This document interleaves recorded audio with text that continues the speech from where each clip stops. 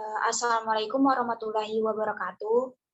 Baiklah, kami dari kelompok 22, kami dari kelompok 22, dengan saya sendiri, Tina Aziza sebagai moderator, dan keempat teman saya, yang pertama ada Dea Amelia, kedua Dea Setika, ketiga ada Preti Saharayanti, dan keempat ada Rara Mutia. Izin mempresentasikan UTS, energi baru terbarukan dan smart grid di Desa Nunukan, Kabupaten Kalimantan Utara. Next. Yang pertama ada bab 1, yaitu pendahuluan.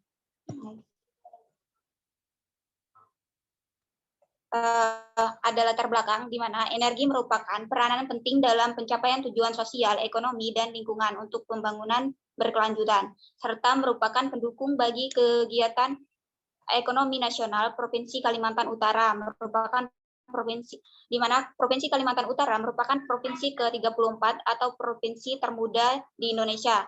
Dibentuk pada tanggal 25 Oktober 2012 berdasarkan Undang-Undang Nomor 20 Tahun 2012. Kabupaten Nunukan merupakan wilayah paling utara dari Provinsi Kalimantan Utara. Dengan tenaga listrik di Kabupaten Nunukan juga harus terus ditingkatkan sehingga dapat menopang kesejahteraan rakyat, di mana Kabupaten Nunukan terdiri dari 21 kecamatan, 8 kelurahan, dan 232 desa. Pada tahun 2020, jumlah penduduknya mencapai 199.090 jiwa dengan luas wilayah 14.247,50 km persegi dan sebaran penduduk 14 jiwa per kilometer persegi. Dengan beberapa permasalahan, terutama di masa mendatang, menjadi sangat penting untuk dilakukan. Tentu saja dengan melihat pola konsumsi energi listrik masyarakat. Selain itu, perlu dilakukan kajian analisis teknoekonomi atau studi kelayakan berupa identifikasi potensi sumber energi terbarukan dalam rangka pemenuhan kebutuhan energi listrik masyarakat di Provinsi Kalimantan Utara pada tahun 2015 sampai 2030 secara khusus di Kabupaten Nunukan. Di mana tujuan penelitian ini yang pertama adalah mengidentifikasi potensi energi terbarukan di Kabupaten Nunukan, dan yang kedua mengidentifikasi kebutuhan listrik yang belum terpenuhi di Kabupaten Nunukan, dan ketiga yaitu melakukan perencanaan kebutuhan energi listrik berdasarkan kondisi terkini dan estimasi pola konsumsi energi masyarakat mendatang. Next.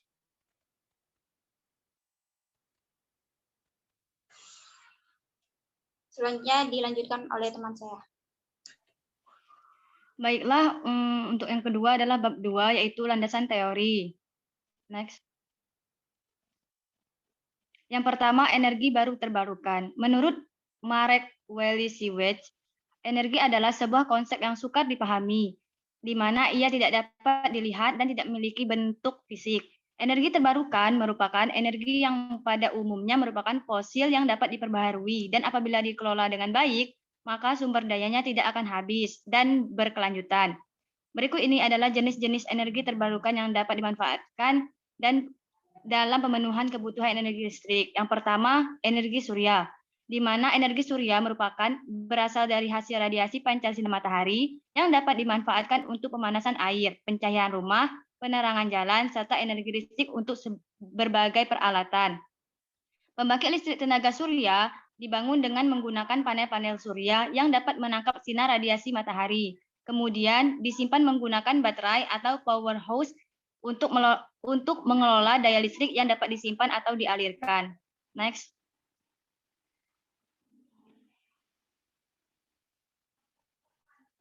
Adapun untuk kabupatennya adalah Kabupaten Nunukan yang merupakan umum Kabupaten Nunukan. Kabupaten Nunukan merupakan wilayah paling utara dari Provinsi Kalimantan Utara. Posisinya yang berada di daerah perbatasan Indonesia menjadikan Kabupaten Nunukan sebagai daerah yang strategis dalam lalu lintas antar negara. Yang kedua, Kondisi kelistrikan Kabupaten Nunukan. Produksi tenaga listrik Kabupaten Nunukan mengalami peningkatan pada tahun 2012. Peningkatan ini diiringi dengan meningkatnya tenaga listrik yang terjual, yaitu sebesar 46.817 MW atau terjadi peningkatan sebesar 12,17% dari tahun sebelumnya. Untuk penggunaan dari listrik yang diproduksi di tahun 2013, sebagian besar digunakan oleh rumah tangga, yaitu usaha sebesar 9.431 MW. Next. Yang ketiga yaitu Software Long Range Energy Alternative Planning atau LEAP. LEAP adalah suatu software komputer yang dapat digunakan untuk melakukan analisis dan evaluasi kebijakan dan perencanaan energi. Versi pertama LEAP diluncurkan pada tahun 1981. Dengan menggunakan LEAP, pengguna dapat melakukan analisis secara cepat dari sebuah ide kebijakan energi ke sebuah analisis hasil kebijakan tersebut. Hal ini dikarenakan LEAP mampu berfungsi sebagai database, sebagai sebuah alat peramal, dan sebagai alat analisis terhadap kebijakan energi. Berikut adalah gambar tampilan dari software LEAP. Next. Selanjutnya ke anggota yang lainnya.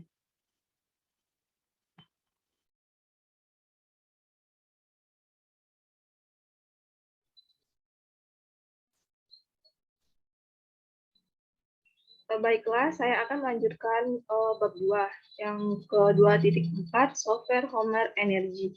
Software Hybrid Optimization Model for Energy Renewable atau Homer merupakan perangkat lunak yang digunakan untuk membantu pemodelan dari sebuah sistem tenaga listrik dengan menggunakan berbagai pilihan sumber daya terbarukan. Dengan menggunakan Homer, dapat diketahui spesifikasi paling optimal dari beberapa sumber energi yang kemungkinan akan diterapkan sebagai pembangkit listrik. Dalam software Homer harus dimasukkan beberapa data untuk mendapatkan hasil yang diinginkan, misalnya data load atau beban, data sumber daya matahari, sumber daya angin atau daerah dari daerah di mana akan dibangun pembangkit, data ekonomi, data constraint, sistem kontrol input, data emisi, dan data harga solar. Berikut ini tampilan dari software Homer Energy.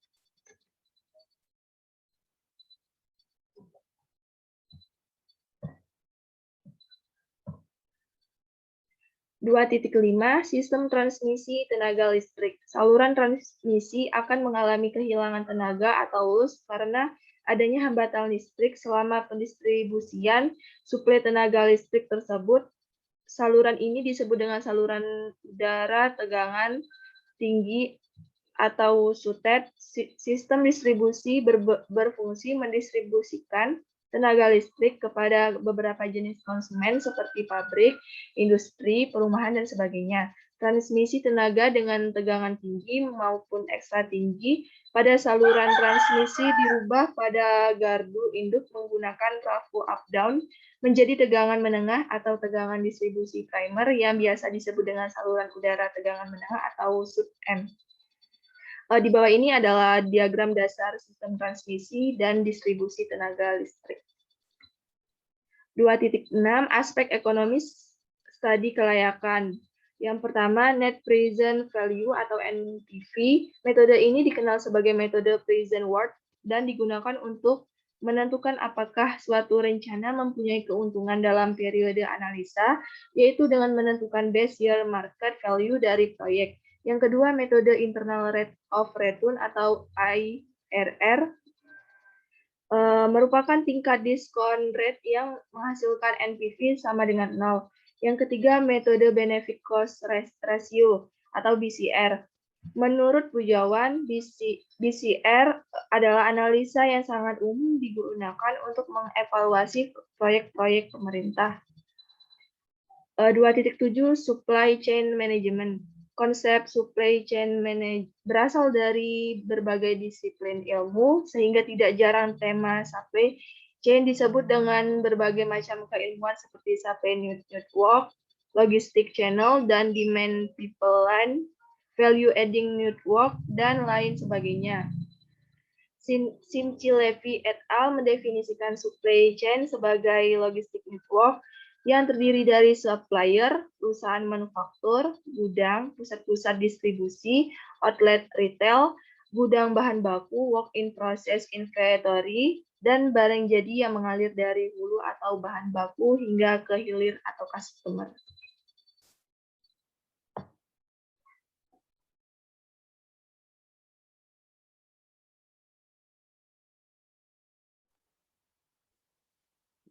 Baiklah, bab 3, metode penelitian. Next.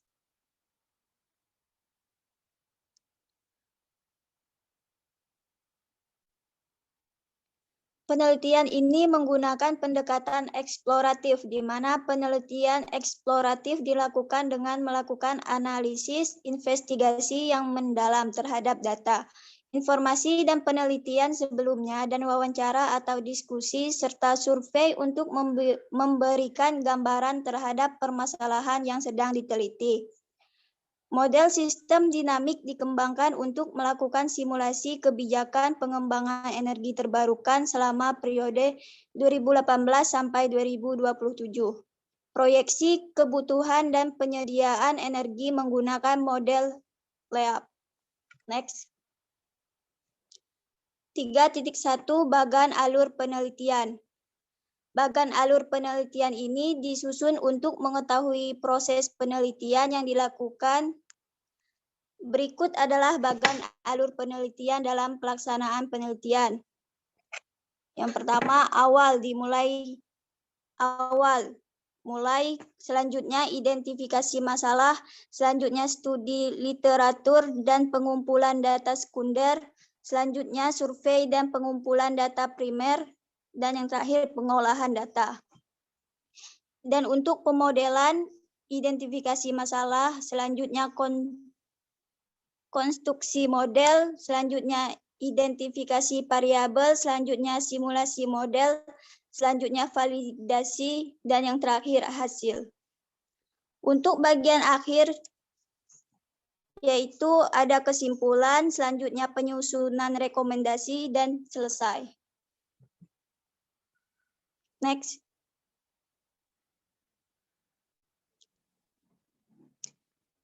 Tiga 3.2 Metode pengumpulan data. Pengumpulan data merupakan bagian yang penting dalam sebuah penelitian. Adapun metode pengumpulan data yang dilakukan dalam penelitian ini yaitu studi pustaka dan observasi yang dilakukan di beberapa dinas yang terkait dengan pengembangan daerah dan pemanfaatan energi di daerah nunukan. Seperti Badan Perencanaan dan Pembangunan Daerah, Bapeda, Kabupaten Nunukan, PT PLN Persero, ULP Nunukan, BPS BDRB, dan data pendukung lainnya yang bertujuan untuk mengumpulkan data-data sekunder dan primer untuk simulasi program LEAP. 3.3 Tahapan penelitian. Tahapan penelitian ini dibagi menjadi beberapa tahapan, yaitu tahap pembuatan data sesuai dengan data existing sistem kelistrikan Kabupaten Nunukan, perkembangan ekonomi PDRB, perkembangan penggunaan kelistrikan, proses pengolahan data dan input hasil olah data ke dalam simulasi pada LEAP. Berikut tahapannya. 3.1 Tahapan pengolahan data. Tahap pengolahan data ini merupakan tahap untuk mengklasifikasi bagian-bagian dari data sekunder yang didapatkan sesuai dengan kegunaannya masing-masing. Data sekunder yang dibutuhkan untuk penelitian ini berasal dari PT PLN ULP, Nunukan, BPS, Bapeda, PDRB, dan data pendukung lainnya. Selanjutnya tahap input data pada simulasi LEAP. Tahap input dilakukan pada perkembangan PDRB, data BPS, dan perkembangan ekonomi terhadap kebutuhan kelistrikan di Kabupaten Nunukan yang dipresentasikan ke dalam LEAP sesuai data existing sistem kelistrikan Nunukan besar. Next.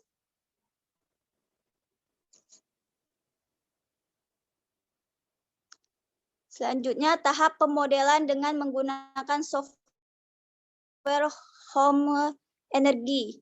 Dalam proses pengolahan data akan dilakukan perhitungan hasil identifikasi potensi energi terbarukan untuk masing-masing jenis energi. Untuk energi surya, akan dilakukan identifikasi jumlah energi yang tersedia di suatu daerah dengan menggunakan software Homer Energi untuk membantu pemodelan. Selanjutnya, tahap analisis. Tahap analisis dilakukan guna mengevaluasi hasil simulasi pemodelan dan tampilan perhitungan pada lab adalah data existing sistem kelistrikan Nunukan besar, data perkembangan perekonomian Kabupaten Nunukan yaitu data PDRB, BPS, Perencanaan Daerah atau Bapeda. Analisis yang dilakukan adalah hasil dari simulasi yang diketahui berupa kebutuhan energi listrik dengan suplai yang ada tanpa menggunakan pemanfaatan EBT dan tanpa pemanfaatan EBT terhadap kelistrikan Kabupaten Sumbawa agar dapat merancang perencanaan rancangan energi daerah Kabupaten Sumbawa 10 tahun hingga 15 tahun ke depan. Next. Untuk selanjutnya diberikan kepada teman saya. Baiklah, di sini saya akan melanjutkan bab 4 mengenai hasil dan penelitian pembahasan. Next. 4.1. Kondisi perekonomian dan penduduk. Pertumbuhan ekonomi di Kabupaten Nunukan tercatat sebesar 7,13% pada tahun 2012 untuk BDRB dengan migas. Sedangkan untuk PDRB tanpa migas bertumbuh sebesar 7,10%. Atau hanya berbeda sedikit. Berdasarkan harga berlaku, PDRB dengan migas Kabupaten Nunukan nilai dari rupiah 3,73 triliun pada tahun 2008 menjadi rupiah 5,362 triliun pada tahun 2012. Dengan kata lain, angka tersebut naik sekitar 2 triliun atau sekitar 660%.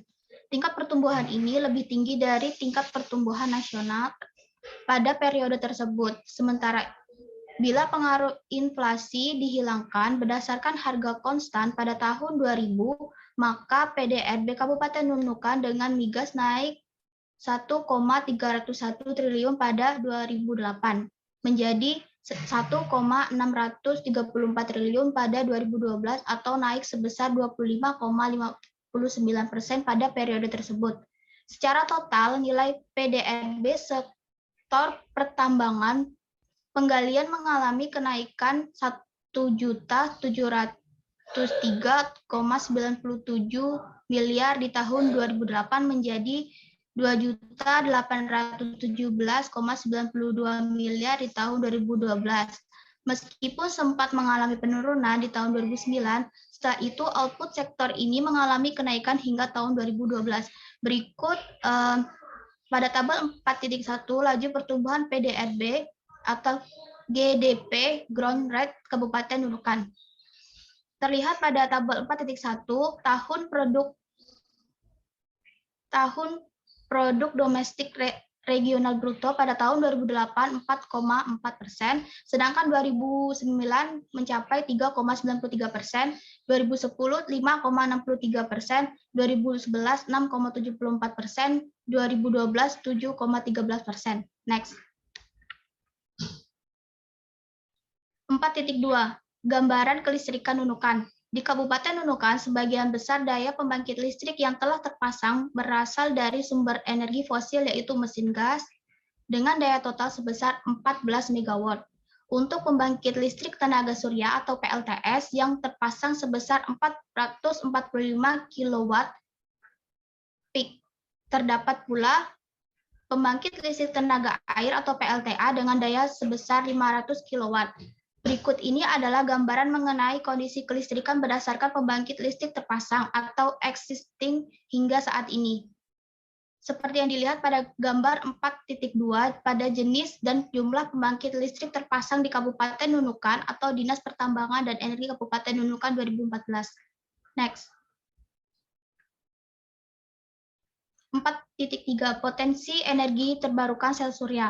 Energi sel surya per tahun atau kWh mencapai 18,323,554,96 dengan total potensi energi surya di Kabupaten Nunukan dalam satuan watt yaitu 2,091,0730,018. Total potensi energi surya tahun 2015 sampai 2030 dalam satuan watt yaitu 33,467,680,29. Pada tabel 4.3 itu terdapat perhitungan total potensi energi surya pada tahun 2015 sampai 2030 dalam satuan kilowatt di Kabupaten Nunukan.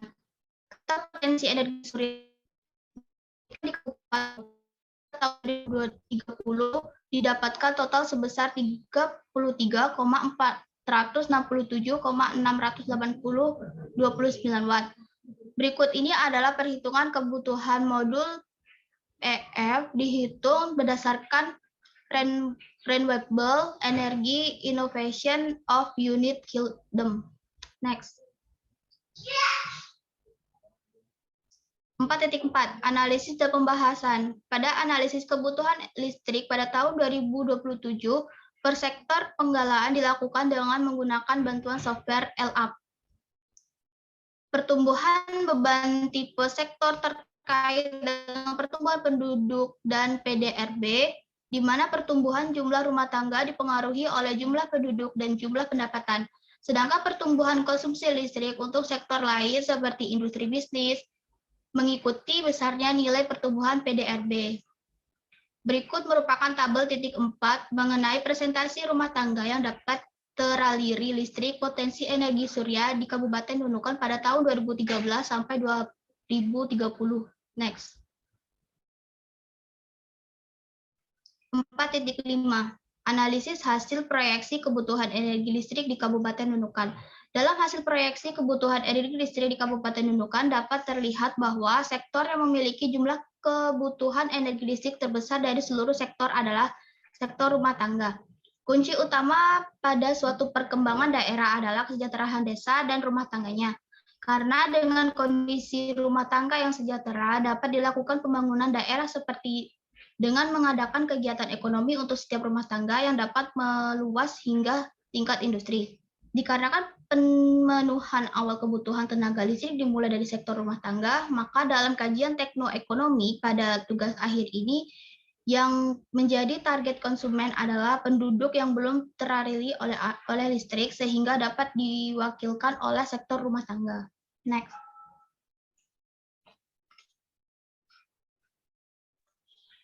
Baiklah, dari penjelasan kami atau presentasi kami menarik beberapa kesimpulan. Yang pertama itu adalah energi terbarukan yang berpotensi di Kabupaten Nunukan dalam pemanfaatannya sebagai sumber energi listrik adalah energi surya. Potensi energi sel surya yang teridentifikasi menggunakan software Homer setelah dihitung jumlahnya dari radiasi harian matahari menjadi daya listrik yang dapat dibangkitkan oleh PLTS, didapatkan potensinya sebesar 18,323,854,96 kW untuk Kabupaten Nunukan. Nah, yang kedua, dengan adanya potensi energi surya, seluruh kebutuhan energi listrik di masing-masing kabupaten dapat terpenuhi karena jumlah potensi yang teridentifikasi jauh lebih besar dibandingkan dengan jumlah kebutuhan energi listrik masyarakatnya di Kabupaten Nunukan. Dengan potensi energi surya sebesar 18,323,854,96 kW.